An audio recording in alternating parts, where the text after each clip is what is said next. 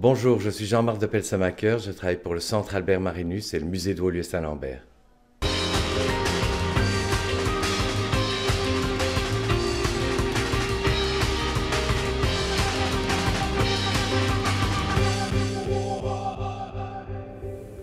Et bonsoir Jean-Marc de Pelsamaker, on est ravis de vous avoir. On vient de voir la petite présentation. Vous dites que vous travaillez pour le centre Albert Marinus. Tout le monde ne le connaît pas, ce centre, encore. Il y a encore des gens qui nous écoutent qui ne le connaissent pas. C'est à Woluwe, mais ce sont des murs, mais c'est une sorte d'ASBL. C'était au départ une fondation, mais la législation ayant changé, on s'appelle centre maintenant. Donc Albert Marinus est... pour le plus haut fait qu'il a fait.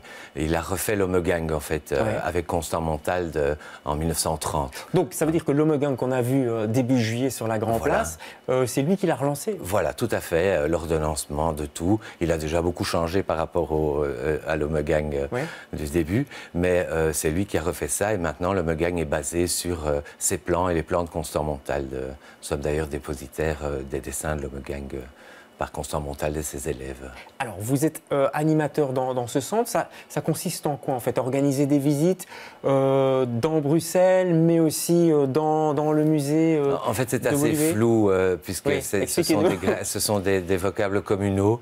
Donc, en fait, moi, je monte des expositions avec une équipe de 3, dont une bibliothécaire. Donc, avec mon directeur, on fait un peu tout. On monte des expositions qui sont... que 3? Oui, tout à fait. Et avec un centre de documentation dédié aux traditions populaires, donc qui est assez unique pour les chercheurs. Et donc nous montons aussi des expositions qui sont la plupart du temps basées sur l'ethnologie populaire au sens large, c'est-à-dire que nous sommes passés, disons, des nains de jardin à la Snekker, en passant par le diable, le chaperon rouge, le temps. Et c'est vous qui publiez ce genre de catalogue comme Snekker qu'on voit ici? Je fais les photos, on les met en page et on les publie. Donc, un goût pour l'étrange. Vous avez un goût pour l'étrange, tout de même, hein? Ou je me trompe? C'est l'ethnologie populaire, sans les masques. Les masques, c'est très important et je crois que ça intéresse beaucoup les gens. Les masques, bien sûr, mais les nains de jardin, par exemple, ça fait partie pour vous de l'ethnologie populaire? Tout à fait, les gens y croient. Les gens, il y a beaucoup de gens qui y croient. Ce sont des petits êtres qui sont là aux nains de jardin? Oui, qui sont des petits êtres qui sont là au départ pour... c'est plus en Allemagne. Ce sont des petits êtres qui étaient dans la mine et qui sont là pour protéger les humains aussi. Donc, ils sont tout à fait bienfaisants. Donc, le nain de jardin n'est pas du tout pour être perdu dans un bois comme le faisait une association dans le temps au moment de notre expo, mais plutôt pour être associé à l'homme. Donc, et aussi le fait que les gens mettent ça dans leur jardin et tout ça, c'est un signe aussi d'appartenance à une certaine catégorie sociologique, quoi. Donc, elle vous vient d'où cette passion pour tout ça, pour cette ethnologie populaire, Jean-Marc?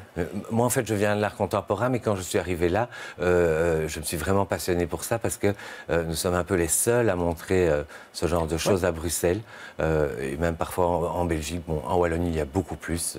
À Bruxelles, il faut savoir qu'il y a moins de traditions populaires parce que c'est une grande ville et que les traditions populaires effraient toujours un peu le pouvoir. C'est à cause de ça, vous croyez qu'on n'a pas, par exemple, de carnaval? Enfin, il y a un carnaval à C'est tout à fait à cause de ça que nous n'avons pas de carnaval. Il faut savoir qu'un carnaval, ça doit venir du bas. Ça n'est pas quelque chose de politique qui doit être organisé par les politiques.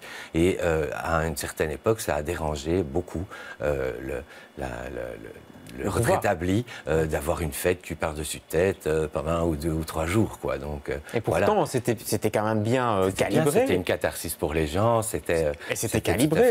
Je crois qu'à Binche, on remet les clés symboliques, bien sûr, de l'hôtel de ville au roi Carnaval, et puis après, il les rend, quoi. Parce que c'est resté très important dans les villes plus petites. Mais chez nous, le fait que ce soit international aussi a beaucoup arrêté. Et c'est surtout le pouvoir. Parce qu'une ville de Binche avec moins d'habitants qu'à Bruxelles, vous voyez un peu tout Bruxelles en carnaval, ça fait beaucoup de monde. Oui, mais on pourrait faire ça commune par commune. C'est ce qu'ils essaient de faire un petit peu, mais ça prend alors, pas. Ça vient du pouvoir communal, donc c'est pas vraiment de l'ethnologie populaire, quoi. Donc, voilà. Mais au fond, vous n'êtes pas né où vous devriez être né. Vous aurez plus vu, effectivement, à Binche ou dans une... Alors, j'aime beaucoup Binche. Je suis très content d'être bruxellois, mais j'adore Binche. Il faut savoir qu'on travaille beaucoup avec Binche, qui est un musée fantastique, un des plus beaux musées en Europe, des plus belles collections en Europe de masques, même peut-être mondial, parce qu'ils ont vraiment beaucoup de masques. On a déjà collaboré avec eux plusieurs fois et c'est très important de montrer ça aux gens parce qu'ils sont tout à fait dans l'ignorance à Bruxelles de ce genre de tradition. Fois dernière, on a montré des masques européens, les gens étaient sciés. Donc, tout à fait étonnés de voir les masques qui étaient très effrayants et tout ça. Ils ne connaissaient pas ce genre de choses, quoi. Donc, je voudrais, Jean-Marc, qu'on dise un mot quand même de ce lieu qui va être fermé d'ailleurs pendant quelques mois. Oui. Ce musée, on est à Woluwe-Saint-Pierre. Saint-Lambert, pardon. Oui. Et vous allez déménager on va déménager provisoirement parce qu'on a la chance d'être dans un musée. Nos bureaux sont dans un musée assez étonnant, qui est le musée de Woluwe-Saint-Lambert. C'est pas vraiment une ferme, c'était une maison privée, mais construite dans le goût. Un petit peu fermette. Hein. D'ailleurs, elle est blanche pour le moment, mais elle n'était pas blanche. Elle va être repeinte d'une autre couleur. Elle n'était pas blanche alors? Non, elle était plutôt beige foncé. Donc, elle va être refaite comme ça. Tout va être fait comme à l'origine. Elle a été classée il y a quelques années, intérieur-extérieur. Nous avons une collection énorme de carreaux de Macom en frise, ce sont des fabriques de carrelage en frise, qui sont assez étonnants, une collection assez énorme. Et nous organisons nos expositions là aussi. Mais le bâtiment étant un peu en train de tomber en morceaux. Ah oui, à ce point-là? Non, je ne vais pas le dire à ce point-là, mais il faut vraiment agir maintenant. On va déménager à Wolubilis. Nos bureaux et notre centre de documentation vont déménager à Wolubilis, qui est le grand centre culturel. Bien sûr, à deux pas. À deux pas, tout à fait. Nous irons surveiller ce qu'ils font dans le musée. Oui, j'imagine. Oui. Surveiller les carreaux de frise. Mais c'est vraiment la maison de Blanche-Neige, ce musée. Il faut vraiment que les gens le connaissent. Ouais. C'est étonnant. Il y a une petite Sans pièce. Blanche-Neige, quoi. Voilà. Mais peut-être qu'elle peut venir. Il y a les nains. Il y a une pièce pour le spiritisme, par exemple, qui est spécialement faite pour ça. Donc c'est vraiment amusant, quoi. Et comment vous faites pour ouvrir l'état d'esprit de votre musée, qui est incroyable? J'invite d'ailleurs les téléspectateurs qui ne le connaissent pas à aller le voir. Au grand public, voilà. Quelles sont les passerelles, quels sont les leviers que vous prenez? Il y a une revue qui est éditée. Il y a une revue, tout à fait. Mais ça ne suffit pas, j'imagine. Qui est très, très appréciée. Hein. On a notre site internet aussi, www.albertmarinus.org. Et on fait des expositions en dehors aussi du musée, puisque le musée est fermé là. Donc on a déjà fait plusieurs expositions, une chez Tone par exemple, ici à Bruxelles, le marionnettiste, sur José Géal. Vous voyez qu'il y a de la tradition encore à Bruxelles. Voilà. Après, nous avons aussi fait une expo sur l'homme gang au palais du Coudenberg, donc dans les souterrains, un artiste contemporain et une exposition historique dans les palais au-dessus. La prochaine exposition va s'appeler Ensorceler, guérir. Ce sera sur le chamanisme, le vaudou, mais non européen, justement, pour ouvrir un petit peu aux gens, mais pour leur montrer aussi qu'on n'est pas si loin et que ces gens qu'on ne connaît pas spécialement, ces choses qu'on ne connaît pas spécialement, sont assez logiques et plutôt saines, alors qu'on voit ça comme quelque chose d'effrayant. C'est vous, Jean-Marc, à la médiatine. À la médiatine. C'est vous qui rassemblez les pièces On fait ça à deux.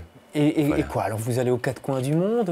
Non. Là, on a la chance pour cette expo-là d'avoir trouvé un collectionneur incroyable qu'on connaît depuis des années, c'est Christian Chelman, d'un petit musée privé qui s'appelle le Surnateum. C'est marrant ça. Oui, qui est à Woluwe aussi. Claude Albert Marinus en plus, quel hasard.